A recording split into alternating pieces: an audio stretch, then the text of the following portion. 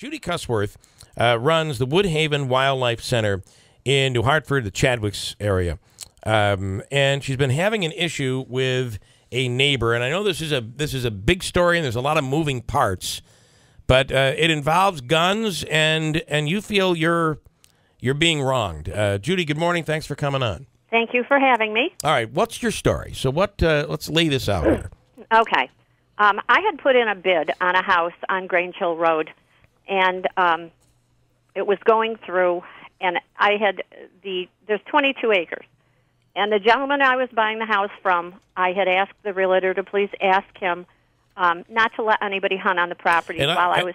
And let's not use any names here, if we could. Let's go that way for now. Okay, good. So go ahead. So I had asked the gentleman, let's not have any hunting on the property because he let the neighbor hunt there, and I didn't want him there. Okay. I have close to 100 acres, maybe over, of land. Mine's all posted. Okay.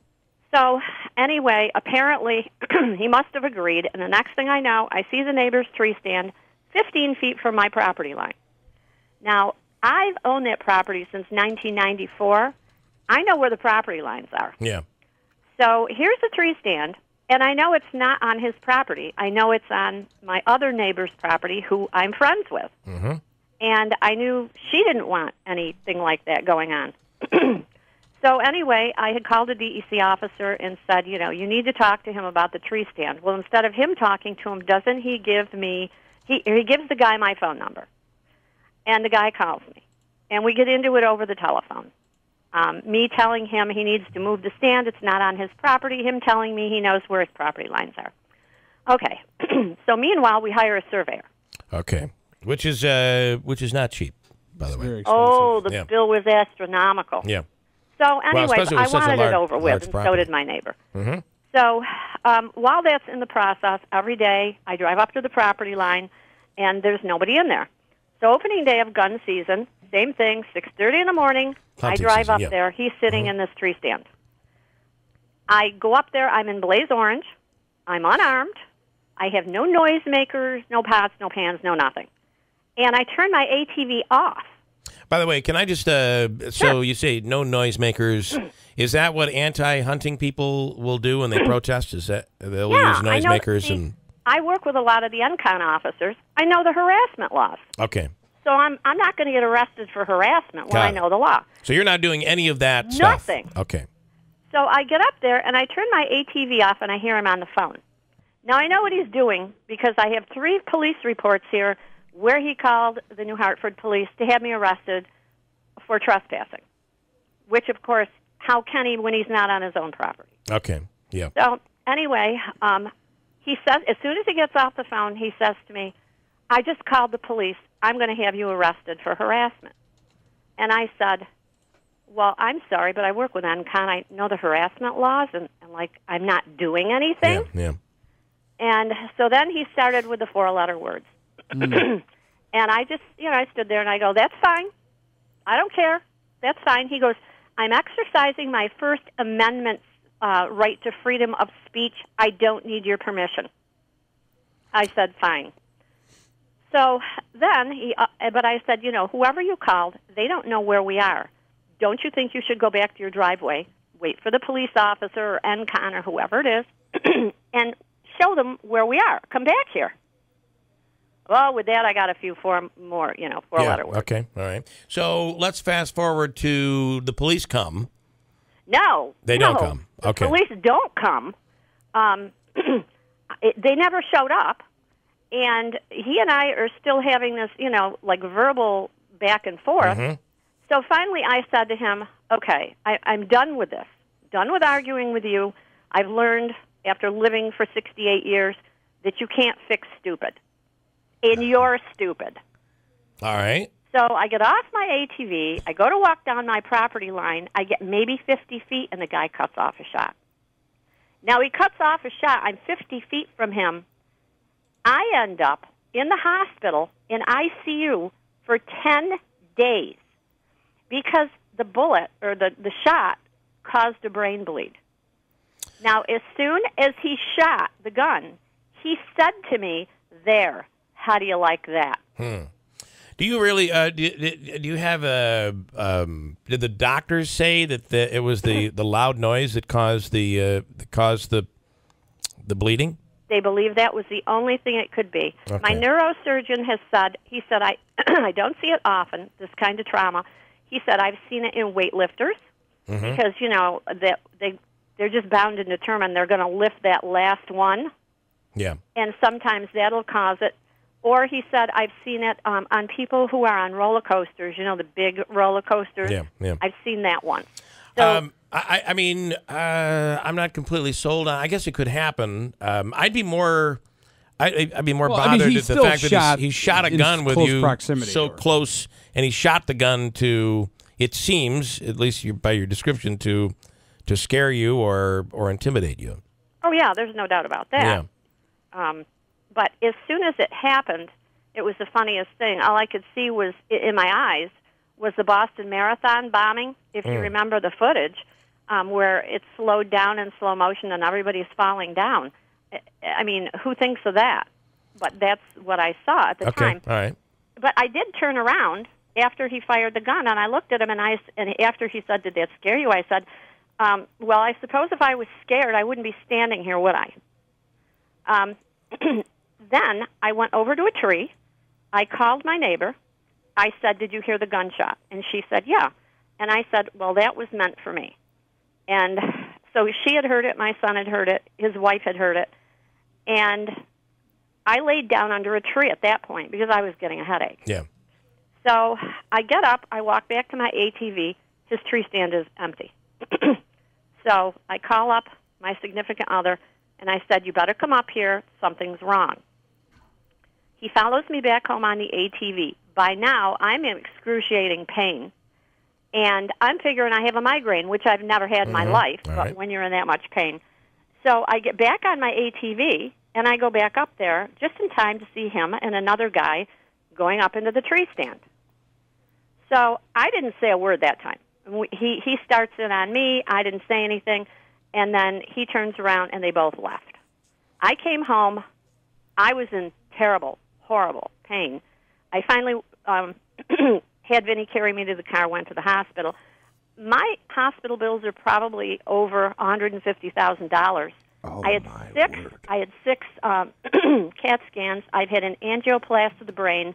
I've had an MRI, and I've got to go back again in January and have another MRI. And you believe doctors believe, they've told you that they feel that the sound of the gunshot might have caused that to happen. Yes. All right. What ends up happening was he arrested? What happens with police? So the New Hartford police came to the hospital when I was in ICU, and they interviewed me. And I just got my hands on the police report yesterday. If I wasn't happy before, I sure am not happy now.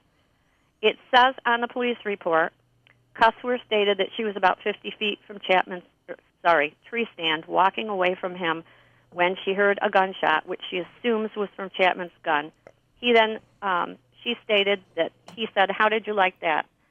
It said Cusworth did not see which direction he fired or if it was even he who fired the gun. It says here that they cannot, I was requesting criminal prosecution against him. However, at this time, there's not enough evidence to substantiate a crime. You're kidding, right? And why do they say that you didn't see the shot? You didn't see him fire the gun. So I had my back to him when he did it. I was walking away.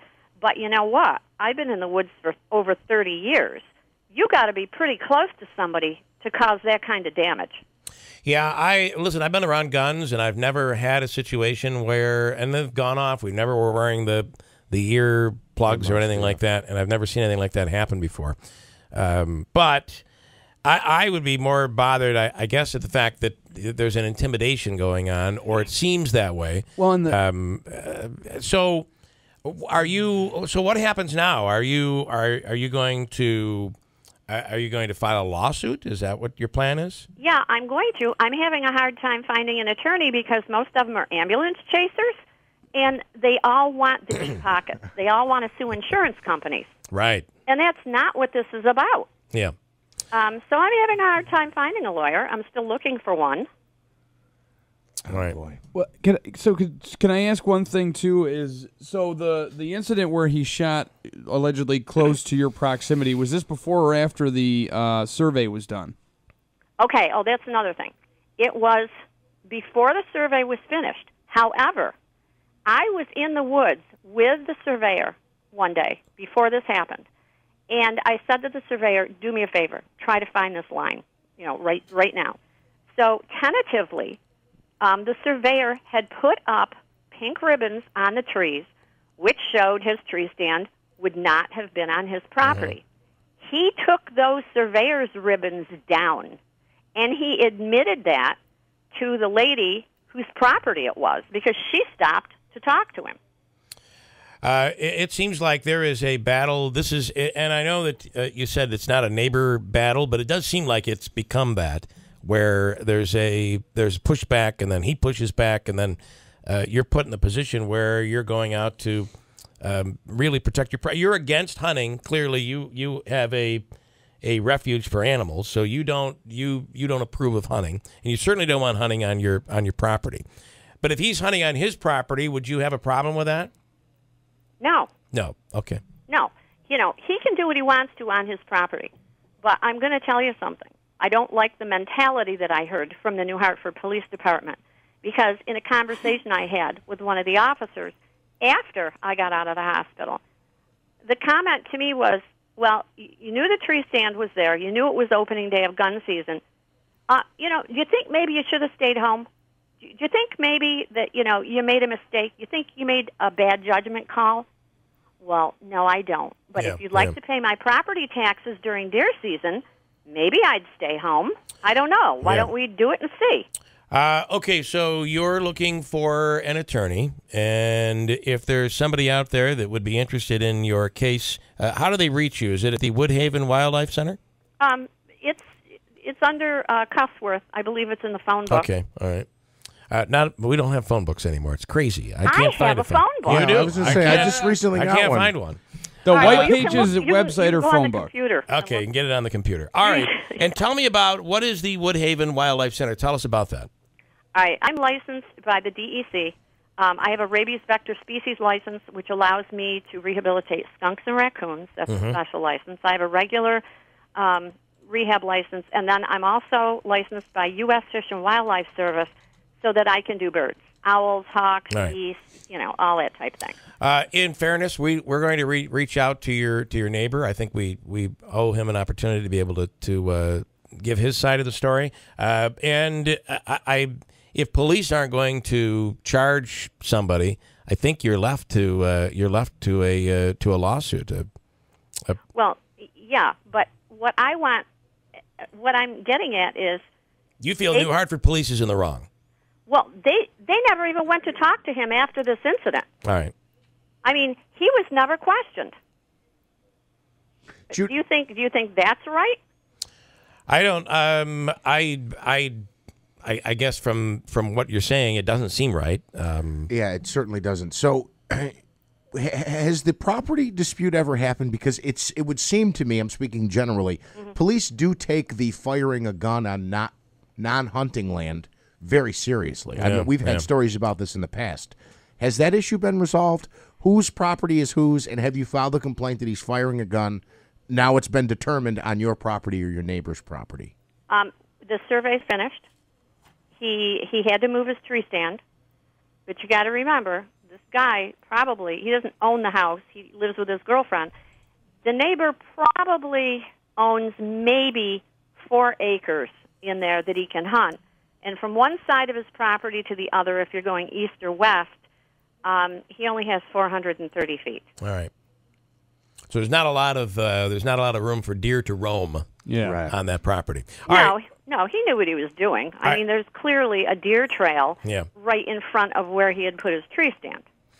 We will, Judy. We're going to reach out to the neighbor, and also to New Hartford Police, and we'll resume this tomorrow. See what we can find out for you tomorrow. Well, I know New Hartford Police have not returned calls to the OD. Okay. And I am going to the town board meeting tonight. Here's what I think. Hunting, that's whether I like it or not, it's here to stay. especially up here. Yeah. Yeah. But here's the thing. There are a lot of property owners that are clueless, that don't hunt. They're out walking their dogs. They're not wearing blaze orange. They don't know who the heck's got a tree stand anywhere around. This can happen to somebody else. Yeah. You know, lightning does strike twice in the same place.